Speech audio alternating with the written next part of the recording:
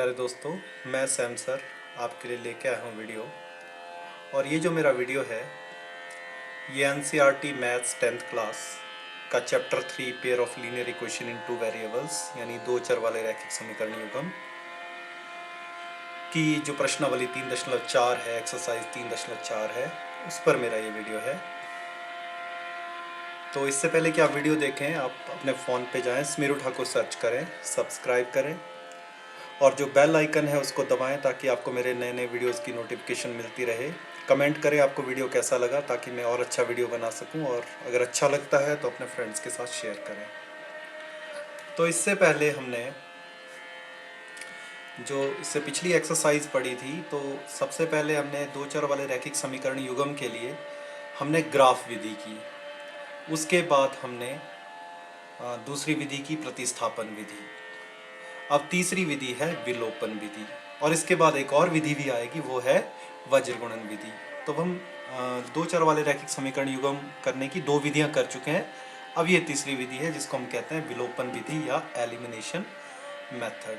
तो जैसा कि नाम से पता चल रहा है कि विलोपन करना है, हमको क्या करना है कि किसी एक चर का विलोपन करना है, और एक चर का विलोपन हो जाएगा तो उससे दूसरा चर आराम से निकल जाएगा। जैसे मान लीजिए कोई समीकरण युग्म है x जमा 2y बराबर है 10 और x माइनस वाई बराबर है 4। अब यहाँ पर आप देख सकते हैं कि x का गुणांक बराबर है। तो x का गुणांक बराबर है, तो अगर हम समीकरण 1 से समीकरण 2 को माइनस करेंगे तो x चर का विलोपन हो जाएगा और उससे y चर आपका निकल जाएगा। तो हमें ये क्वेश्चन बेसिकली इसी तरीके से करने होते हैं। हमें क्या करना होता है, एक चर का विलोपन करना है, दूसरा चर अपने आप निकल जाएगा। तो विलोपन करने के लिए हमें क्या करना है, समीकरण 1 से समीकरण 2 को माइनस करना है, क्योंकि यहाँ पर x के गुणांक पहले से ही बराबर है। अगर गुणांक बराबर ना हो तो हमें गुणांक क्या करने पड़ते हैं, बराबर करने पड़ते हैं। तो जरूरी नहीं है कि हम x के गुणांक को ही बराबर करें, यहाँ तो पहले से ही बराबर हैं, हम y के गुणांकों को भी बराबर कर सकते हैं। तो अगर y के गुणांकों को बराबर करना है तो यहाँ पर 2y है, यहाँ पर 2 लाने के लिए इस पूरे समीकरण को हमें क्या करना पड़ेगा, -2 से गुणा करना पड़ेगा। तो यहाँ पर जमा 2y आ जाएगा और समीकरण भले ही चेंज हो जाएगा पर जो 2y से 2y कट जाएगा और आपके पास एक चर का विलोपन हो जाएगा। तो जैसे नाम से पता चल रहा है विलोपन विधि है, तो इसमें विलोपन होगा। तो विलोपन करने के लिए हम क्या करते हैं, 1 से 2 समीकरण को माइनस करते हैं तो x का विलोपन हो जाएगा और जिससे y का मान आपका निकल जाएगा। तो हम क्या करते हैं, समीकरण 1 से समीकरण 2 को घटाते हैं। तो घटाते जब भी हैं तो घटाते कैसे हैं, जैसे हमने पहले भी एक बार किया था कि घटाने के लिए क्या करने होते हैं, हमें चिन्ह बदलने होते हैं। तो यहाँ पर जमा का चिन्ह है, यहाँ माइनस का आ जाएगा, यहाँ माइनस का चिन्ह है, यहाँ जमा का आ जाएगा, यहाँ जमा का चिन्ह है तो यहाँ पर माइनस का चिन्ह आ जाएगा। अब आप देख सकते हैं यहाँ पर कि x से x कट जाएगा, विलोपन हो गया x का, तभी इसका नाम विलोपन विधि है। 2y में 1y जोड़ा, क्योंकि अब इसका चिन्ह हमने जमा का लेना है, तो हो गए 3y, और 10 में से 4 माइनस किए तो रह गया आपके पास 6। तो 3y 6 के बराबर है, तो y आ जाएगा 6/3, मतलब y 2 के बराबर आ जाएगा। तो ये जो विधि है इसको हम कहते हैं विलोपन विधि। अब यहाँ पर विलोपन विधि से एक चर का मान हमने निकाल दिया है। अब हम प्रतिस्थापन विधि से दूसरे चर का मान निकालेंगे। तो प्रतिस्थापन विधि आपको पता है, जैसे इससे पिछली प्रश्नावली में की थी, तो उससे थोड़ा सा अलग है यहाँ पर। तो y का मान आप किसी में भी अब रख सकते हो, चाहे आप 1 में रखो चाहे 2 में रखो, जो आपको आसान लगता है उसमें आप y का मान रख दीजिए। तो मैं y का मान रख रहा हूँ समीकरण 1 में। तो समीकरण 1 में y का मान रखूंगा मैं, तो क्या बन जाएगा, x जमा 2 गुणा 2 बराबर है 10। अब 2 दूने होते हैं 4, तो x जमा 4 बराबर है 10, और 4 को जब दूसरी तरफ ले जाएंगे 10 में से 4 माइनस हो जाएगा, रह जाएगा आपके पास 6। तो x आ गया आपके पास 6 और y आ गया 2। तो देखिए कितनी आसानी से विलोपन विधि से और प्रतिस्थापन विधि का भी हमने इस्तेमाल किया है। एक चर हमने विलोपन विधि से निकाला, दूसरा चर हमने प्रतिस्थापन विधि से निकाला। अब मैं आपको यहाँ पर एक और चीज़ बताना चाहूँगा जो कि शायद आपकी बुक्स में नहीं दी है, वो ये है कि आप विलोपन विधि से दोनों चर भी निकाल सकते हैं। उसके लिए आपको क्या करना पड़ेगा, मैं क्वेश्चंस नहीं करवा रहा हूँ, मैं सिर्फ आपको एक आइडिया दे रहा हूँ कि जैसे हमने x का विलोपन किया था, समीकरण 1 और 2 से हम y का विलोपन भी कर सकते हैं। और y का विलोपन करने के लिए हमें क्या करना पड़ेगा, y के गुणांकों को बराबर करना पड़ेगा। और जब y के गुणांक बराबर हो जाएंगे फिर वैसे ही समीकरण 1 से समीकरण 2 को हम घटाएंगे तो y का विलोपन हो जाएगा और x का मान आप निकाल सकते हैं। तो ये ज़रूर आप कोशिश करें ताकि आपको विलोपन विधि से दोनों चर निकालने भी आ जाए, वो ज़्यादा आसान हो जाएगा आपके लिए, जिससे कि आपको पता चल जाएगा कि विलोपन विधि में दोनों चर भी निकल सकते हैं। पहले एक चर का विलोपन कर लीजिए, फिर दूसरे चर का विलोपन कर लीजिए। जैसे हमने इस क्वेश्चन में किया, हमने x का विलोपन किया और y निकाल लिया। तो आप ट्राई करो, आप अगली उसमें ये कोशिश करो आप कि y का विलोपन करके x निकालने की कोशिश कीजिए, क्योंकि अगर आप कोशिश करेंगे तभी आपको ये जो विधि है ये अच्छे तरीके से आएगी। अतः जो आपके पास हल आ गया इस क्वेश्चन में वो है x 6 और y 2। अब मैं आपको एक और उदाहरण देने जा रहा हूँ जिसमें कि समीकरण युग्म में जो गुणांक है वो बिल्कुल ही अलग है। अब आप देख सकते हैं x के गुणांक बिल्कुल अलग हैं, y के गुणांक बिल्कुल अलग हैं। तो अब हमें क्या करना पड़ेगा, हमें गुणांक बराबर करने पड़ेंगे। तो आप चाहे x के गुणांक बराबर करो या y के गुणांक बराबर करो, कोई फ़र्क नहीं है। तो मैं इस क्वेश्चन में x के गुणांक को बराबर करने जा रहा हूँ। तो x के गुणांक बराबर करने के लिए मुझे क्या करना पड़ेगा, 2 को 4 बनाना पड़ेगा। तो 2 को 4 कैसे बनाया जा सकता है, 2 से गुणा करके। तो अगर मैं इस समीकरण को, पूरे समीकरण को 2 से गुणा कर दूं तो x का गुणांक 4 बन जाएगा और x का विलोपन आसानी से हो जाएगा। तो हमें क्या करना है, दोनों समीकरणों में x के गुणांकों को बराबर करना है। तो हम क्या करते हैं, समीकरण 1 को हम 2 से गुणा करते हैं और समीकरण 2 को वैसे ही रहने देते हैं या 1 से गुणा करते हैं, क्योंकि 1 से गुणा करके दूसरा समीकरण वैसा ही रहेगा। तो जब हम गुणा करेंगे, 2 से गुणा करेंगे पूरे समीकरण को, समीकरण 1 को, और 1 से गुणा करेंगे पूरे समीकरण 2 को। अब आप देखिए, 2 से जब गुणा करेंगे 2x को तो बन जाएगा 4x, 2 से गुणा करेंगे 3y को तो बन गया 6y, और 2 से 13 को गुणा किया तो आ गया 26। 1 से गुणा करने पर ये अगला समीकरण बिल्कुल वैसा का वैसा ही रहेगा। अब आप देख सकते हैं इसमें हमने किया क्या है, हमने x का गुणांक बराबर किया है। और यहाँ पर मैं आपको रोक रहा हूँ कि आप इस क्वेश्चन को एक और तरीके से भी कर सकते थे, वो ये कि आप y का गुणांक बराबर करते। तो सोचिए, अगर आपको सिर्फ y का गुणांक बराबर करना होता तो आपको क्या बनाना है, 3 को 5 तो नहीं बना सकते आप, या 5 को 3 तो नहीं बना सकते, पर 3 और 5 दोनों को आप 15 बना सकते हो। तो पहले समीकरण को आपने 5 से गुणा करना था और दूसरे समीकरण को आपने 3 से गुणा करना था, y के गुणांक आपके बराबर हो जाने थे। तो आप इस तरीके से भी कोशिश कर सकते हैं और ज़रूर करें इस कोशिश को। तो मैंने तो इसमें x के गुणांक बराबर किए हैं, आप y का गुणांक बराबर करने की कोशिश करें और उस तरीके से सवाल को करने की कोशिश ज़रूर करें। तब आपके पास समीकरण 3 और 4 आ गए जिसमें x का गुणांक बराबर है। तो अब हमें क्या करना है, x का विलोपन करना है। तो 3 में से 4 को हमें माइनस करना है। तो समीकरण 3 में से 4 को हम घटाएंगे। तो घटाएंगे तो क्या होगा, नीचे चिन्ह बदल जाएंगे, यहाँ पर जमा का चिन्ह है तो माइनस आ जाएगा, यहाँ पर जमा का चिन्ह है यहाँ पर माइनस आ जाएगा, और यहाँ पर जमा का चिन्ह है यहाँ पर माइनस आ जाएगा। और अब आप देख सकते हैं कि 4x से 4x कट जाएगा, 6y में से 5y चला गया, रह गया y, और 26 में से 23 गया, रह गया 3। तो आपके पास y का मान आ गया, वो है 3। अब आपने क्या करना है, इस y का मान जिस मर्जी समीकरण में आप रख सकते हैं। आप चाहे 1 में रखो, 2 में रखो, 3 में रखो, 4 में रखो, सबसे आपका हल निकल जाएगा। तो मैं समीकरण 1 में रख रहा हूँ, तो y का मान समीकरण 1 में रखने पर, तो 1 में रखूँगा मैं y का मान, तो क्या बन जाएगा, 2x जमा 3 गुणा y की जगह ले लिया 3 बराबर है 13। अब 3 3 होते हैं 9, तो 2x जमा 9 13 के बराबर आ जाएगा। 9 को दूसरी तरफ ले जाइए तो 2x रह गया, 13 में से 9 गए 4, तो 2x 4 के बराबर है तो x आ जाएगा 2 के बराबर। तो आपके पास जो मान आया वो है x बराबर है 2 और y बराबर है 3। वैसे ही चलते हैं अब प्रश्न पे। तो पहला प्रश्न है, निम्न समीकरणों के युग्म को विलोपन विधि तथा प्रतिस्थापन विधि से हल कीजिए, कौन सी विधि अधिक उपयुक्त है। तो बेसिकली हमने जो पीछे उदाहरण पढ़े थे उसमें हमने विलोपन विधि भी लगाई और प्रतिस्थापन विधि भी लगाई। तो बेसिकली जो हमने उदाहरण किए थे, उदाहरण में हमने विलोपन और प्रतिस्थापन दोनों विधियां इस्तेमाल की है। तो आपको कौन सी विधि अधिक उपयुक्त लगती है, तो वो आपको सोचना है कि आपको कौन सी ज़्यादा अच्छी लगती है। मुझे तो विलोपन विधि ज़्यादा अच्छी लगती है, आपका पता नहीं, आप देखें, खुद देखें कि आपको कौन सी विधि ज़्यादा अच्छी लगती है। तो ये आपके पास दो समीकरण दिए हैं, एक्स जमा वाई बराबर है 5 और 2x माइनस 3y बराबर है 4। तो सबसे पहले तो क्या करना है, आपको गुणांक बराबर करने हैं।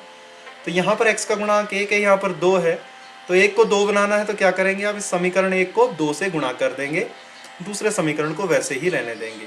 तो मैंने क्या किया, समीकरण 1 को 2 से गुणा कर दिया, क्यों, ताकि x का गुणांक बराबर आ जाए। और समीकरण 2 को वैसे ही रहने दिया, मतलब 1 से गुणा किया। तो 2 से जब आप अंदर गुणा करेंगे तो बन जाएगा 2x जमा 2y बराबर है 10, और नीचे तो वैसा का वैसा ही रहेगा, 2x माइनस 3y बराबर है 4। अब आपको क्या करना है, समीकरण 3 में से समीकरण 4 को घटा के x का विलोपन करना है।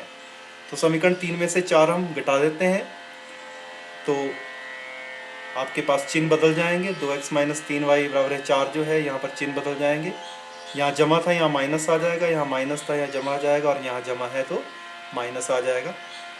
और अगले स्टेप में जो आपका 2x से 2x कट जाएगा, 2y और 3y हो गए 5y, 10 में से 4 गए रह गए 6, तो y आ जाएगा आपके पास 6/5। तो आपके पास y का मान निकल गया। तो y का मान जब आपके पास निकल गया है, अब इस y का मान आपने किसी भी समीकरण में रखना है। तो मैं रख रहा हूँ समीकरण 1 में। तो y का मान समीकरण 1 में रखने पर तो क्या बन जाएगा, x जमा 6/5 बराबर है 5, यहाँ पर 5 आएगा, x जमा 6/5 बराबर है, यहाँ 5 आएगा। तो x कितना आ जाएगा, x आ जाएगा 5 माइनस 6/5। और वैसे ही अब आप क्या करेंगे, माइनस करेंगे। तो 5 बचे कितने होते हैं, 25, 25 में से 6 गए रह जाएंगे 19, तो यहाँ पर बेसिकली आपका 25 आएगा। तो 25 में से 6 गए कितने रह जाएंगे, 19, तो आ जाएगा 19/5। तो आपके पास दोनों मान निकल गए, y का मान निकल गया आपके पास 6/5 और x का मान निकल गया आपके पास 19/5। तो दोनों मान निकल गए आपके, x का मान भी निकल गया और y का मान भी निकल गया। तो x आ जाएगा आपके पास 19/5, यहाँ 19 है, और y आ जाएगा आपके पास 6/5। अतः x बराबर है 19/5 और y बराबर है 6/5। तो आप ये जो मान है, अगर आपने चेक करने हैं तो आप ये दोनों मान किसी एक समीकरण में पुट करके देखें, आपकी जांच भी हो जाएगी। अब x ले लीजिए आप 19/5, y ले लीजिए आप 6/5, 19/5 और 6/5 हो जाएंगे 25/5, और 25/5 किसके बराबर होता है, 5 के बराबर। तो इस तरह से आप जो भी क्वेश्चन करेंगे उसको आप चेक भी कर सकते हैं। अब चलते हैं पहले प्रश्न के ही दूसरे भाग पे। तो दूसरा भाग है, आपको ये दो समीकरण दिए हैं, 3x जमा 4y बराबर है 10 और 2x माइनस 2y बराबर है 2। अब आपको x का गुणांक बराबर करना है। तो मैं जितने भी क्वेश्चन कर रहा हूँ उसमें मैंने x के गुणांक बराबर किए हैं। आप चाहे तो y का गुणांक बराबर कर सकते हैं, और करना भी चाहिए, आपको कोशिश करनी चाहिए। पहले एक बार जैसे मैंने करवाया वैसे कर लीजिए, दूसरी बार जब आप क्वेश्चन करेंगे तो आप अपने तरीके से करें, y के गुणांक को बराबर करके चलें। तो हमें क्या करना पड़ेगा, 3 को 2 बनाना है, 2 को 3, या दोनों को हम क्या बनाएंगे, 6 बनाएंगे। तो इस समीकरण 1 को हम 2 से गुणा करेंगे, समीकरण 2 को 3 से गुणा करेंगे। तो समीकरण 1 को करेंगे हम 2 से गुणा, और समीकरण 2 को करेंगे हम पूरे समीकरण को 3 से गुणा। अब 2 3 6x, 2 चौके 8y और 2 धाए 20। तो एक ख्याल आपने रखना है कि सब पूरे समीकरण को 2 से गुणा करना है, कि ऐसा नहीं है कि आप सिर्फ लेफ्ट हैंड साइड में 2 से गुणा कर दें और राइट हैंड साइड पे नहीं करेंगे तो गलत हो जाएगा। अब वैसे ही ये वाला जो समीकरण है इसको 3 से गुणा करेंगे तो 3 दूने 6x, 3 दूने 6y माइनस का, और 3 दूने 6। अब आप देख सकते हैं कि x के गुणांक यहाँ पर बराबर हो गए। अब 3 में से हमको 4 को माइनस करना है, तो 3 माइनस 4 करेंगे हम तो क्या हो जाएगा, चिन्ह बदल जाएंगे, बाकी समीकरण वैसे ही रहेंगे। तो चिन्ह बदल दिए हमने।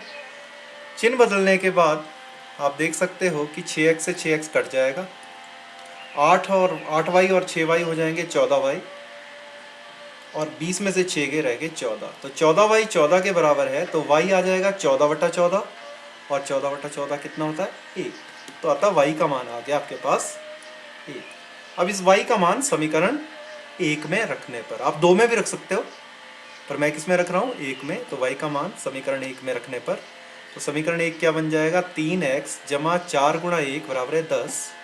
अब 4 एकम होते हैं 4, तो 3x आ जाएगा 10 माइनस 4, और 10 में से 4 गए रह गए 6, तो 3x 6 के बराबर है, तो x आ जाएगा 6/3, और 6/3 होता है 2।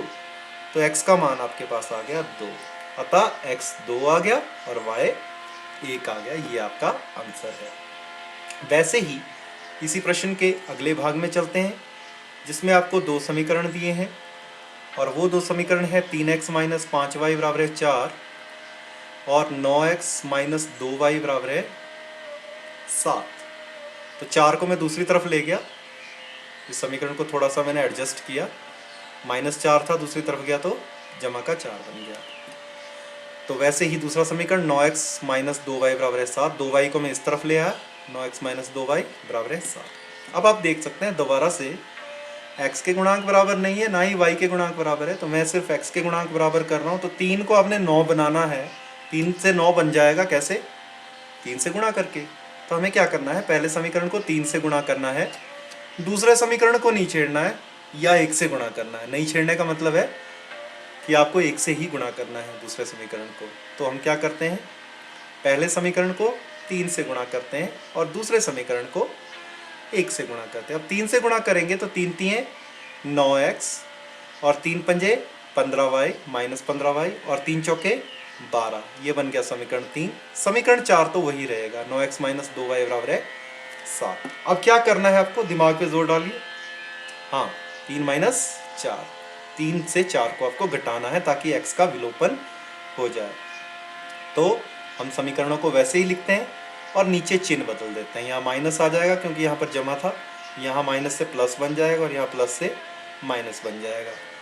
और आप देख सकते हैं कि अब 9x से 9x कट जाएगा, और 15 और 2 -12y हो जाएगा, सॉरी -15y और जमा 2y, चिन्ह आपको ये वाला देखना है। ये रह जाएगा आपके पास -13y, और 12 में से 7 के रह गए 5।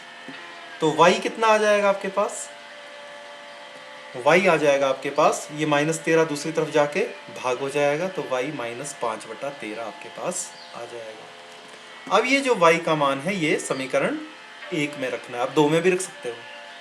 तो y का मान समीकरण 1 में रखेंगे हम, तो क्या बन जाएगा, 3x माइनस 5 गुणा -5/13। अब -5 को -5 से गुणा किया तो हो गया 25, तो ये बन जाएगा 3x जमा 25/13 बराबर है 4। अब 25/13 को आप दूसरी तरफ ले जाइए, तो 3x हो जाएगा 4 माइनस 25/13। अब आप इस पूरे समीकरण को 4 से गुणा कर लीजिए, या एलसीएम ले लीजिए। 13 चौके 52, 52 माइनस 25/13 आ जाएगा, तो 3x आ जाएगा 52 माइनस 25/13। अब 52 में से 25 गए तो रहते हैं 27, तो 3x आ गया 27/13। 3 यहाँ पर गुणा हो रहा है, दूसरी तरफ जाके भाग हो जाएगा, तो x आ गया 27/13 गुणा 3। और आप देख सकते हैं 3 से 27 कट जाएगा, 3 एकम 3, 3 9 27, और आपके पास x आ गया 9/13। तो अतः x और y के मान हमने निकाल दिए, x 9/13 है और y -5/13 है। वैसे ही चलते हैं इसके चौथे भाग पे। तो चौथे भाग में आप देख सकते हैं कि आपके पास जो समीकरण दिया है, 2 समीकरण दिए हैं। पहला समीकरण है x/2 जमा 2y/3 बराबर है -1, और आप देख सकते हैं कि ये भिन्नों वाले समीकरण है, तो इनको हमें साधारण समीकरणों में बदलना है। तो काफ़ी बार हम कर चुके हैं। तो आपको क्या करना है, इस पूरे समीकरण को 6 से गुणा आप करोगे तो ये भिन्नें हट जाएंगी। तो हमें तो भिन्ने रखनी नहीं है। भिन्ने अगर आप रखोगे तो आपको सवाल मुश्किल ही लगेगा। भिन्ने हटा दो, इसको बिल्कुल सिंपल बना दो। तो इस पूरे समीकरण को हमने 6 से गुणा करना है, क्योंकि 6 से गुणा करेंगे तो ये भिन्ने आपकी हट जाएगी। तो यहाँ पर 6 से गुणा करेंगे, तो 6 से गुणा करके 6/2 मतलब 3, तो यहाँ आ जाएगा 3x। और यहाँ 6/3 हो जाएगा 2, 2 से 2 को गुणा किया 4, तो जमा 4y। और 6 से यहाँ पर गुणा किया तो ये आ जाएगा -6, तो यहाँ पर माइनस भी आ जाएगा। 3x जमा 4y बराबर है -6। तो ये आ गया आपके पास पहला समीकरण। वैसे ही दूसरा समीकरण आपके पास दिया है x - y/3 बराबर है 3। तो यहां पर भी वैसे ही क्या कर रही है आप, 3 से गुणा कर लीजिए पूरे समीकरण को, तो समीकरण बन जाएगा 3x - y बराबर है 9। तो ये बन गया आपके पास दूसरा समीकरण। अब आपने क्या करना है, 1 से 2 को माइनस करना है, क्योंकि इनके x के गुणांक पहले से ही बराबर है, हमें गुणांक बराबर करने की कोई ज़रूरत नहीं है। तो हम क्या करते हैं, समीकरण 1 से सीधे ही समीकरण 2 को माइनस कर देते हैं, क्योंकि x के गुणांक ऑलरेडी बराबर है, हमें बराबर करने की ज़रूरत नहीं है। तो 1 में से समीकरण 2 को हम घटाते हैं, तो घटा के क्या आ जाएगा आपके पास, 3x जमा 4y बराबर है -6। दूसरा समीकरण लिख दिया 3x - y बराबर है 9। और अब आपको चिन्ह बदलने हैं, तो यहाँ माइनस आ जाएगा, यहाँ प्लस आ जाएगा, यहाँ पर माइनस आ जाएगा। और आप देख सकते हैं अब 3x से 3x कट जाएगा, और 4y और 1y हो जाएंगे 5y, और -6 और -9 हो जाएंगे -15। तो 5y बराबर है -15। अब y यहाँ पर गुणा हो रहा है, दूसरी तरफ जाके भाग हो जाएगा, तो y आ जाएगा -15/5। और -15/5 किसके बराबर होता है, 5 एकम 5, 5 तिये 15, कट जाएगा ये, और आपके पास बच जाएगा y -3 के बराबर। अब ये जो आपने y का मान निकाला है, इसको हम समीकरण 1 में रखेंगे। तो y का मान समीकरण 1 में रखने पर, तो यहाँ पर आप y का मान रख लीजिए, तो क्या बन जाएगा, 3x जमा 4 गुणा -3 बराबर है -6। अब 4 तिये होता है 12, तो 3x - 12 बराबर है -6। -12 को दूसरी तरफ ले जाइए, वो प्लस का हो जाएगा, तो -6 + 12 मतलब 6 बच जाएंगे। तो 3x बराबर है 6, तो x आ जाएगा 6/3, और 6/3 कितना होता है, 2 के बराबर।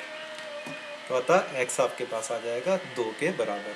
तो x 2 आ गया, और y आपके पास आ गया 3। तो x का मान यहाँ पर 2 आएगा। तो x 2 आ गया, और y आ गया आपके पास -3। तो इस तरह से हमने x और y के मान निकाल लिए। वैसे ही चलते हैं अगले प्रश्न पे।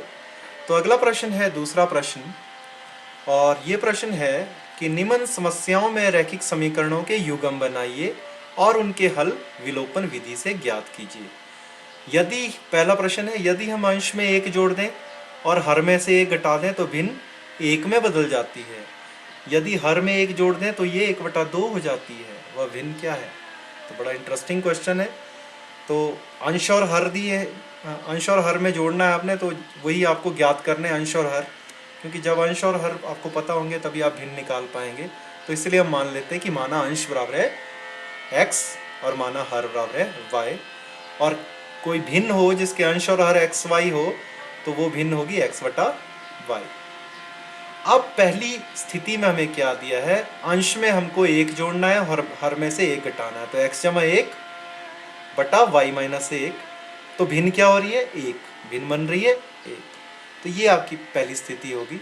अब y - 1 को आप दूसरी तरफ ले जाइए, तो x जमा 1 बराबर आ गया y - 1 के। अब y को इस तरफ ले आइए और 1 को दूसरी तरफ ले जाइए, तो x - y आपके पास -2 के बराबर आ जाएगा। तो ये आपका पहला समीकरण बन गया पहली शर्त के अनुसार। अब हम दूसरी शर्त लगाएं, तो दूसरी शर्त क्या कहती है, हर में 1 जोड़िए, सिर्फ क्या करना है, अंश को वही रहने देना, अंश को x ही रहने देना, हर में 1 जोड़ देना, तो x/y जमा 1। तो भिन्न क्या हो रही है, 1/2। अब क्रॉस मल्टीप्लाई कीजिए आप, 2 को x से गुणा किया आ गया 2x, और y जमा 1 को 1 से गुणा किया आ गया y जमा 1। और अब क्या कीजिए, y को इस तरफ ले आइए, तब आपके पास समीकरण बन जाएगा 2x - y बराबर है 1। ये बन गया आपका समीकरण नंबर 2। तब दोनों समीकरणों को हम इकट्ठे लिख लेते हैं। तो समीकरण युग्म है आपके पास x माइनस वाई बराबर है -2, पहला समीकरण, और दूसरा समीकरण 2x माइनस वाई बराबर है 1। अब आप देख सकते हैं इसमें x का गुणांक बराबर नहीं है, तो पहले समीकरण को हमने 2 से गुणा करना है तो x के गुणांक बराबर हो जाएंगे, दूसरे समीकरण को वैसे ही रहने देना है, मतलब 1 से गुणा करना है। तो हम क्या करते हैं, या हाँ इसमें ज़रूरत ही नहीं है। अच्छा, क्यों नहीं है ज़रूरत? क्योंकि y का गुणांक इसमें बराबर है। तो हम एक ऐसे प्रश्न में आ गए जिसमें x के गुणांक को हमें बराबर करने की ज़रूरत नहीं है। खैर आप ऐसे भी कर सकते हो कि x के गुणांक बराबर करके, लेकिन यहाँ पर एक गुणांक हमारे पास y के गुणांक हमारे पास पहले से ही बराबर है। तो y के गुणांक क्योंकि पहले से ही बराबर है तो इसलिए इसको कुछ करने की ज़रूरत नहीं, सीधे आप समीकरण 1 से 2 को माइनस कर लीजिए। तो समीकरण 1 से 2 को माइनस करेंगे तो y का विलोपन हो जाएगा इस बार। ऐसे अभी तक x का विलोपन होता था, तो हम एक ऐसे उदाहरण पे पहुंच गए जहाँ पर y का विलोपन हो रहा है। तो समीकरण 1 में से 2 को माइनस करेंगे आप, तो क्या होगा, चिन्ह बदल जाएंगे। और अब आप देख सकते हैं कि यहाँ पर y से y कट जाएगा क्योंकि इसके चिन्ह अलग अलग हैं। और y से y कट गया, x में से 2x माइनस किए रह जाएगा -x, और -2 और -1 हो गए -3। तो -x -3 के बराबर है, तो x आ जाएगा आपका 3 के बराबर। तो x आपके पास आ गया 3, क्योंकि माइनस, ये जो माइनस है जब ये दूसरी तरफ जाएगा तो भाग हो जाएगा, माइनस से माइनस कट जाएगा और आपके पास 3 बच जाएगा। अब ये जो x3 है इसका मान हमने रखना है समीकरण 1 में। तो x का मान 1 में रखने पर, तो x का मान जब हम 1 में रखेंगे तो ये एक समीकरण है। तो x कितना है, 3, तो समीकरण बन जाएगा 3 माइनस वाई बराबर है -2। 3 को दूसरी तरफ ले जाइए तो माइनस हो जाएगा, तो माइनस वाई बराबर है -5, इसका मतलब y बराबर है 5। अब ये x और y क्या है, x अंश है और y हर है, और भिन्न क्या है हमारे पास, x बटा y। तो भिन्न हमारे पास आ जाएगी, x की जगह लिख दिया 3 और y की जगह 5, तो अतः भिन्न है 3/5। अब ये जो आपके पास उत्तर आया इसको आप प्रश्न में डाल के देखिए, आपके पास प्रश्न बिल्कुल सही बन जाएगा और आपके उत्तर की जांच भी हो जाएगी। वैसे ही चलते हैं हम अगले प्रश्न पे। तो अगला प्रश्न है, 5 वर्ष पूर्व नूरी की आयु सोनू की 3 गुनी थी। 10 वर्ष पश्चात नूरी की आयु सोनी की आयु की 2 गुनी हो जाएगी। नूरी और सोनू की आयु कितनी है? तो पहले तो हमें मानना पड़ेगा नूरी की आयु और सोनी की आयु। तो माना नूरी की जो वर्तमान आयु है वो x वर्ष है और सोनू की वर्तमान आयु है वो y वर्ष है। अब पहली स्थिति क्या कहती है, 5 वर्ष पूर्व नूरी की आयु। तो पहली शर्त के अनुसार 5 वर्ष पूर्व नूरी की आयु मतलब x - 5, तो x - 5 है वो तिगुनी है y - 5 से। तो अब 3 को अंदर गुणा कर लिया हमने, तो ये हो जाएगा 3y - 15। अब 3y को इस तरफ ले आइए, -5 को दूसरी तरफ ले जाइए, आपके पास समीकरण बन जाएगा x - 3y बराबर है -10। तो ये पहला समीकरण बन गया।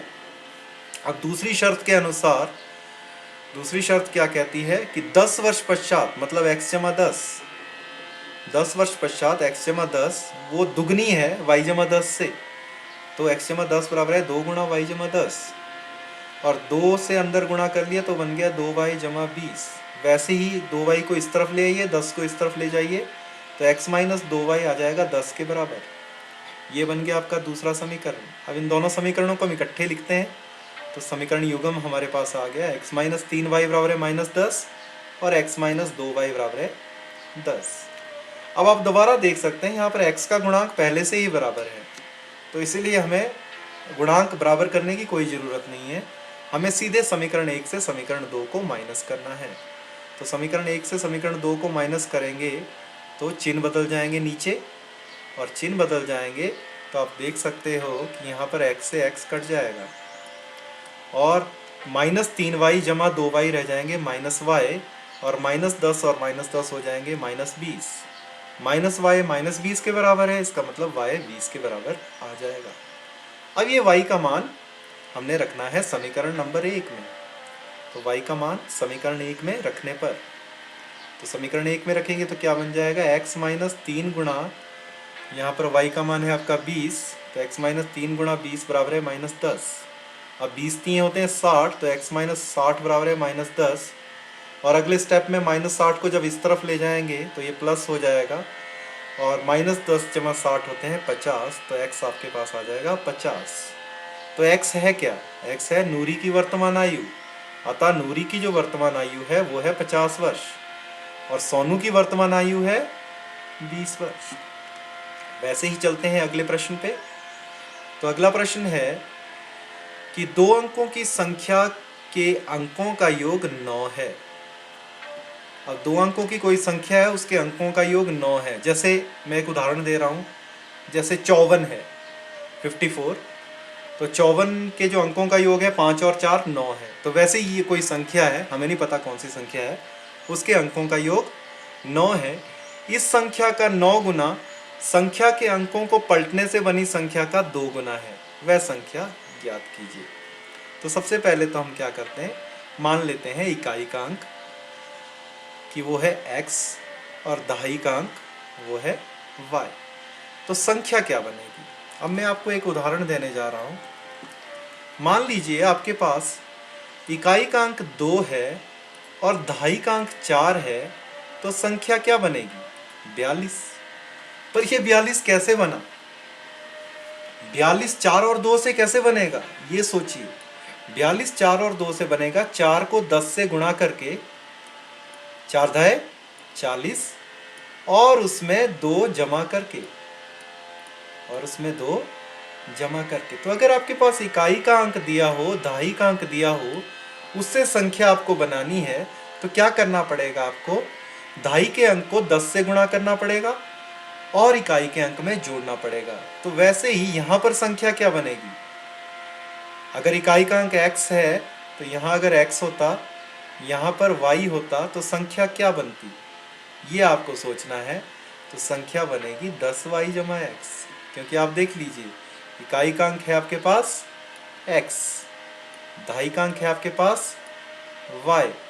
तो आपने क्या किया, आपने जो दहाई का अंक है मतलब 4 की जगह क्या है y, उसको 10 से गुणा किया मतलब 10y, और किस में जोड़ा? इकाई के अंक में जोड़ दिया मतलब जमा x। तो ये समझने वाली चीज़ है, और आमतौर पे बच्चों को ये समझ में नहीं आता कि कैसे संख्या बनेगी x और y से। तो आपको पता चल गया कि जैसे 42 कैसे बना, वैसे ही x और y से आपके पास संख्या बन जाएगी 10y जमा x। तो ये आपके पास संख्या होगी। अब आपके पास क्या दिया है, जो आपके पास पहली स्थिति दी है, पहली शर्त है, वो क्या है? 2 अंकों की संख्याओं के अंकों का योग 9 है। तो मतलब इनके अंकों का योग 9 है, मतलब x जमा y बराबर है 9। ये आपका पहला समीकरण बन गया। अब दूसरा समीकरण है, इस संख्या का 9 गुना संख्या के अंकों को पलटने से बनी संख्या का 2 गुना है। अब हमने देखना है कि अगर हमने अंकों को पलट दिया तो संख्या क्या बनेगी। तो अंकों को पलटने से बनी जो संख्या होगी, अब इकाई का अंक दहाई का अंक हो जाएगा, दहाई का अंक इकाई का अंक हो जाएगा। तो पहले 10y जमा x था, अब संख्या क्या बन जाएगी? 10x जमा y बन जाएगी।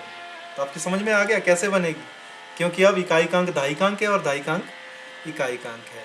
तो प्रश्न में क्या दिया है आपको कि जो संख्या का 9 गुना, ये संख्या है, इसका 9 गुना कर दीजिए। तो 9 गुणा 10y जमा x, वो दुगना है पलटने से बनी संख्या के। तो पलटने वाली संख्या का क्या कर दीजिए? दुगना कर दीजिए। तो ये आपके पास दूसरा समीकरण बन गया। पर ये अभी समीकरण में बदलना है हमें, इसको बिल्कुल सॉल्व करके। तो 9 को 10y से गुणा किया आ जाएगा 90y, और 9 को x से गुणा किया आ जाएगा 9x, 2 को 10x से गुणा किया 20x, और 2 को y से किया आ जाएगा 2y। अब आपने क्या करना है, अब आपने इसको सॉल्व करना है। 20x में से 9x गए, रह गए 11x, और 2y में से 90y माइनस कर दिए। सारे आप राइट हैंड साइड को ले जाइए, क्योंकि x के ऊपर जमा का चिन्ह रहेगा तो ज़्यादा अच्छा रहेगा। तो 20x में से 9x गए, रह गए 11x, और 2y में से 90y माइनस किए, रह गए 88y। तो 11x माइनस 88y बराबर है 0। अब आप देख सकते हैं कि इसमें 11 कॉमन है। ये पूरी संख्या या पूरा समीकरण 11 से भाग हो सकता है। तो हम क्या करते हैं, इस पूरे समीकरण को 11 से भाग कर देते हैं। तो 11 से भाग कर देंगे तो समीकरण आपके पास बन जाएगा x माइनस 8y बराबर है 0। तो ये आ गया आपके पास दूसरा समीकरण। तब आपके पास दोनों समीकरण आ गए हैं। पहला समीकरण है x जमा y बराबर है 9 और दूसरा समीकरण है x माइनस 8y बराबर है 0। और आप देख सकते हैं दोबारा से x का गुणांक बराबर है। तो हमें क्या करना है, कुछ नहीं करना है, समीकरण 1 से समीकरण 2 को घटाना है। तो समीकरण 1 से हमने समीकरण 2 को घटाया तो क्या हो जाएगा, चिन्ह बदलेंगे, बाकी सब कुछ सेम रहेगा। तो चिन्ह जब बदल जाएंगे आपके पास तो आप देख सकते हैं x से x कट जाएगा क्योंकि चिन्ह इनके अलग अलग हैं, और 8y और y हो जाएंगे 9y, और 9y 9 में से 0 माइनस किया रह गया 9। तो 9y 9 के बराबर है तो y आ जाएगा 9/9, और 9/9 कितना होता है 1। तो y का मान तो हमने निकाल दिया। अब y का मान हमने समीकरण 1 में रखना है। तो y का मान समीकरण 1 में रखेंगे तो क्या बन जाएगा, x जमा 1 बराबर है 9, और 9 में से 1 को माइनस कर लीजिए, x आ जाएगा आपके पास 8। तो x 8 आ गया और y 1 आ गया। अब संख्या ज्ञात करनी है, तो संख्या है हमारे पास 10y जमा x। तो संख्या क्या आ जाएगी, पहले इकाई का अंक क्या आ जाएगा 8, दहाई का अंक क्या आ गया 1।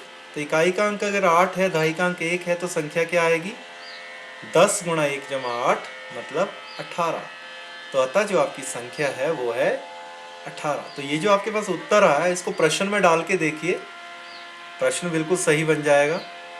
तो उससे आपका जो वो चेक भी हो जाएगा, प्रश्न भी चेक हो जाएगा। तो जब भी आप क्वेश्चन करें, आंसर निकालें, उसको जरूर क्वेश्चन में रखने की कोशिश करें, और अगर क्वेश्चन सेटिस्फाई हो रहा है तो इसका मतलब कि आपका आंसर सही है और आपकी चेकिंग भी हो जाएगी क्वेश्चन की। वैसे ही चौथा भाग इसी दूसरे प्रश्न का, मीना रुपए 2000 निकालने के लिए एक बैंक गई। उसने खजांची से 50 रुपए तथा 100 रुपए के नोट देने के लिए कहा। मीना ने कुल 25 नोट प्राप्त किए। तो 50 और 100 के कितने नोट है टोटल 25। ज्ञात कीजिए कि उसने 50 रुपए और 100 रुपए के कितने नोट प्राप्त किए। तो कितने नोट प्राप्त किए मतलब हमें पता नहीं है 50 के कितने नोट है, 100 के कितने नोट है, और वही हमें मानना है। तो हम क्या मान लेते हैं कि माना 50 रुपए के नोटों की संख्या है x और 100 रुपए के नोटों की संख्या है y। तो पहली शर्त के अनुसार क्या दिया हमें कि कुल नोट है 25, तो इसका मतलब x और y का जोड़ 25 है। तो पहली शर्त के अनुसार क्या आ जाएगा, x जमा y बराबर है 25, क्योंकि नोटों की संख्या 25 थी। अब दूसरी शर्त क्या है, दूसरी शर्त है कि ये जो नोट हैं जितने भी, उनका जो कुल जो कीमत है वो 2000 है। इसका मतलब दूसरी शर्त के अनुसार जो 50x जमा 100y वो किसके बराबर है 2000 के बराबर है, क्योंकि इन सब की कीमत जितने भी नोट हैं, हम 50 के मान लीजिए x नोट है तो 50x हो गया, 100 के y नोट है तो 100y हो गया। इन सब की कीमत कितनी है टोटल, वो है 2000। ये आपके पास दूसरी शर्त आ गई। अब आप देख सकते हैं कि ये जो पूरा समीकरण है ये 50 से भाग हो सकता है, क्योंकि 50 इसमें कॉमन निकल सकता है।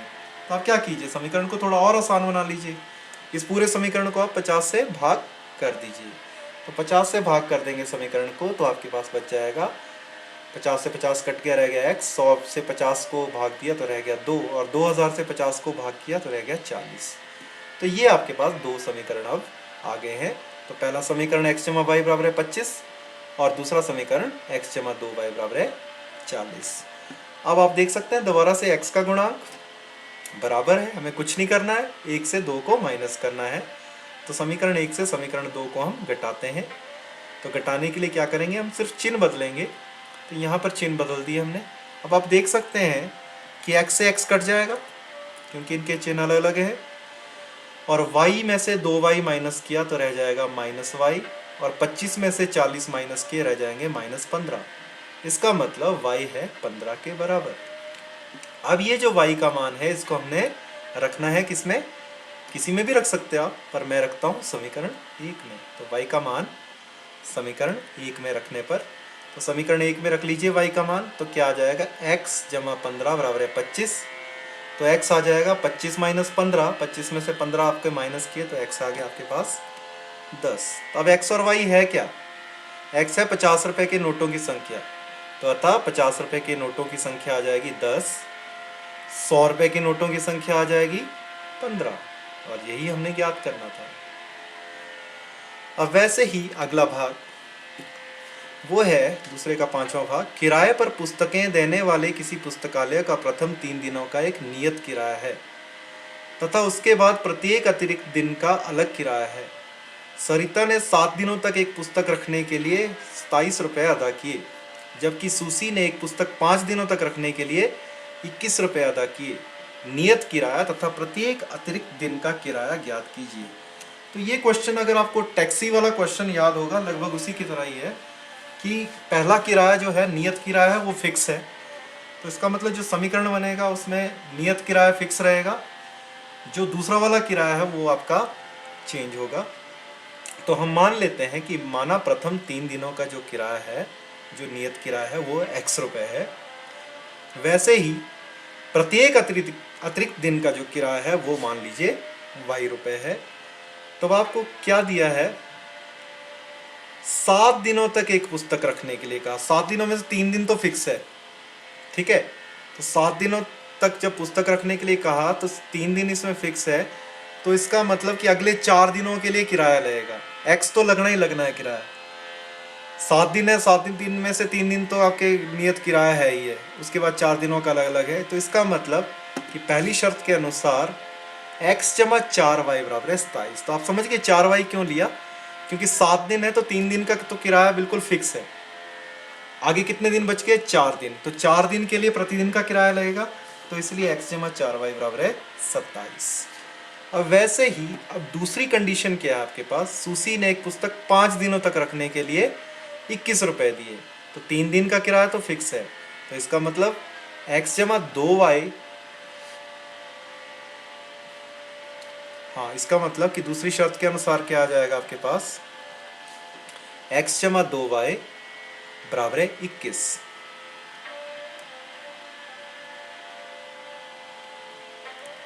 हाँ पहली शर्त तो ये होगी, दूसरी शर्त आपके पास आ जाएगी x जमा 2y बराबर है 21। x जमा 2y बराबर है 21। क्योंकि आप समझ गए कि मैं 2y क्यों लिख रहा हूँ, क्योंकि पहले 3 दिनों का जो किराया है वो तो क्या है आपका फिक्स है। तो 3 दिन का किराया फिक्स है, टोटल है आपके पास 5 दिन, तो इसका मतलब कि आपके पास जो ये आ गया आपके पास समीकरण नंबर 2। तो ये आपके पास 2 समीकरण आ गए, पहला समीकरण ये और दूसरा समीकरण x जमा 2y बराबर है 21। तो ये वाला स्टेप नहीं आएगा, ये गलती से लिख दिया है। तो ये आ गया आपके पास दूसरा समीकरण x जमा 2y बराबर है 21। तो ये आपके पास 2 समीकरण आ गए, समीकरण 1 और समीकरण 2। तो समीकरण युग्म आ गया आपके पास x जमा 4y 27 के बराबर है और x जमा 2y 21 के बराबर है। अब आप दोबारा से देख सकते हो x का गुणांक इसमें बराबर है, तो हमें कुछ नहीं करना है। समीकरण 1 से समीकरण 2 को हमने माइनस करना है, तो समीकरण 1 से समीकरण 2 को माइनस करने पर तो आपने क्या करना है, वैसे के वैसे लिखने हैं समीकरण, नीचे सिर्फ चिन्ह बदलने हैं। तो चिन्ह आप बदल लोगे इसमें, तो आप देख सकते हो x से x कट जाएगा, 4y में से 2y गए रह गए 2y, और 27 में से 21 गए रह गए 6, तो 2y 6 के बराबर आ जाएगा, और 2y 6 के बराबर आने का मतलब है y आ जाएगा आपके पास 3 के बराबर। अब इस y बराबर है 3 का मान हम समीकरण 1 में रखेंगे, तो y का मान समीकरण 1 में रखने पर क्या आ जाएगा, x जमा 4 गुणा 3 बराबर है 27, और 4 3 होते हैं 12, तो x आ जाएगा 27 माइनस 12, और 27 में से 12 माइनस किए आ जाएगा 15। तो आपके पास x का मान आ गया 15, y का मान आ गया 3। तो x है क्या, x है आपका फिक्स किराया प्रथम 3 दिनों का, तो इसका मतलब कि प्रथम 3 दिनों का किराया होगा 15 रुपये, और प्रत्येक अतिरिक्त दिन का किराया जो होगा वो होगा 3 रुपये। तो इसी के साथ मेरा ये वीडियो ख़त्म होता है। Thank you.